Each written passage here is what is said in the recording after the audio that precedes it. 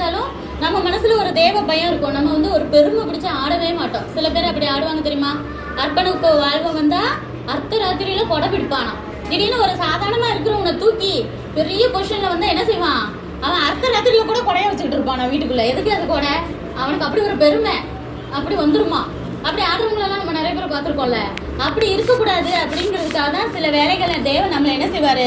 ஒளிஞ்சுக்கிறதுக்கு இதுக்கெல்லாம் சொல்றாரு. அதே போல எலியாவையும் ஒளிஞ்சுக்க சொல்றாரு. நம்ம வந்து அதை வந்து அப்படியே மனசு வேதனை பண்ணவும் கிடையாது.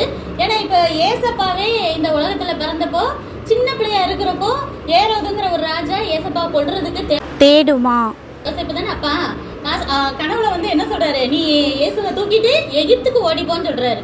ஏன்னா குட்டி பிள்ளையா இருக்கும் போது ஏசப்பா காப்பாத்தணும். அப்பயே கொண்டுட்டோம்னா தேவ திட்டம் நிறைவேறாது இல்லையா?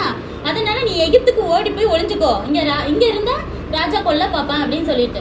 அதனால ஏசப்பாவே எதுக்குதான் வந்தாரு? நம்மளை காப்பாத்த வந்தாரு. இப்ப அவரை காப்பாத்துறதுக்கே அவர் ஓடி போய் ஒளிர வேண்டியிருக்கு. அப்படிதான் இந்த உலகம் இருக்கு. ஏன்னா கெட்டவங்க இருக்கிற உலகம்.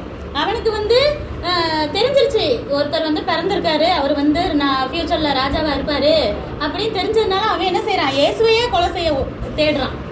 அதனால நம்ம ஒளிய சொல்ற நேரம் தேவன் சொன்னா ஒளிஞ்சு அமைதியா இருக்கிற இடமே தெரியாம இருந்துக்கணும்.